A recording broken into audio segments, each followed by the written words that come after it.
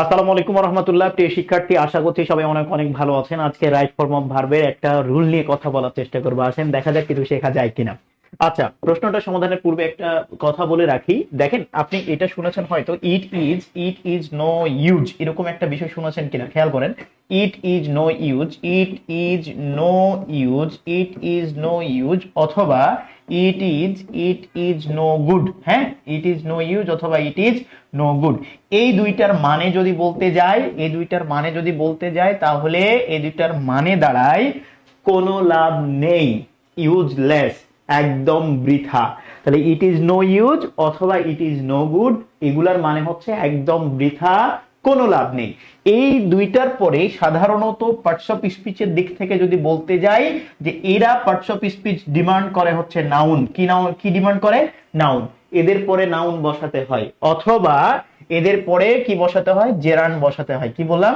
Gerund বসাতে হয়। হ্যাঁ, এদের পরে নাউন অথবা কি বসাতে হয়? জেরান বসাতে হয়, I mean verb plus ING. তাহলে মাথায় রাখতে হবে যে ইট ইজ নো ইউজ অথবা ইট ইজ নো গুড, এর পরে সবসময় একটা নাউন ডিমান্ড করবে, মানে এদের পরে নাউন বসবে বা জেরান বসবে।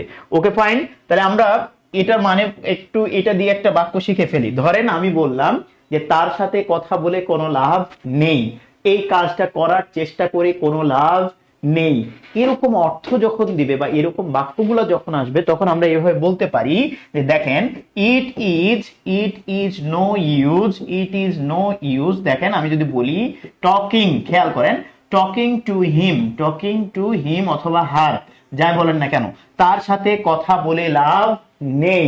ইট ইজ নো ইউজ এটুকু ছিল। দেখেন, ইট ইজ নো ইউজ এর পরে এই যে যখন আরেকটা ভার্ব আসছে, ভার্বটাকে ভার্ব প্লাস আইএনজি করে কি বানিয়ে ফেললাম? জেরান বানিয়ে ফেললাম। ওকে, এটা কি বানিয়ে ফেললাম? জেরান বানিয়ে ফেললাম। তাহলে এই যে টকিংটা verb plus ING.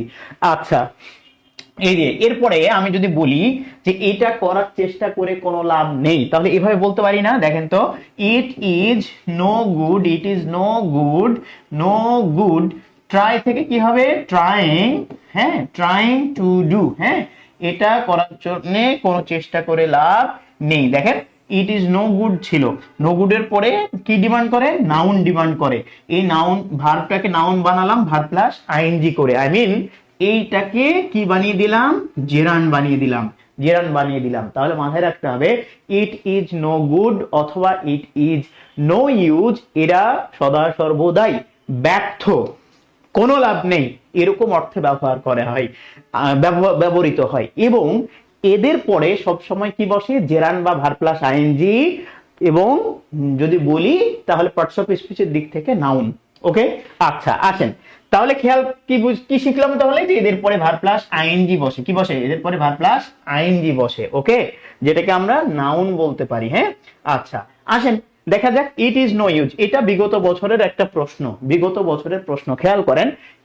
It is no use এটুকুর মানে হচ্ছে কোনো লাভ নেই। ওকে, কোনো লাভ নেই অর্থে আমরা ইট ইজ নো ইউজ কে ব্যবহার করলাম। এখন আমি বলেছি ইট ইজ নো ইউজ অথবা ইট ইজ নো গুড, এরপরে নাউন বসাতে হয় বা জেরান বসাতে হয়। ওকে, আচ্ছা তাহলে ইট ইজ নো ইউজ, কোনো লাভ নেই, ড্যাশ অ্যাবাউট ইট।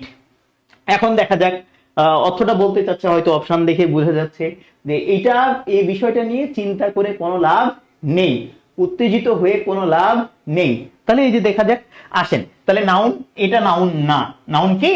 না, এটা নাউন না। তাহলে কি এটা নাউন না। তাহলে নাউন না, এটা হচ্ছে এটা ফর প্লাস ওরি, বাদ।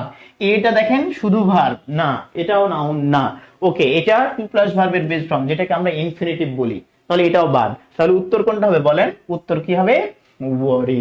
তাহলে আমরা বুঝতে পারলাম it is no use worrying about it, এটা নিয়ে উত্তেজিত হওয়ার কোনো কারণ নেই বা কোনো লাভ নেই।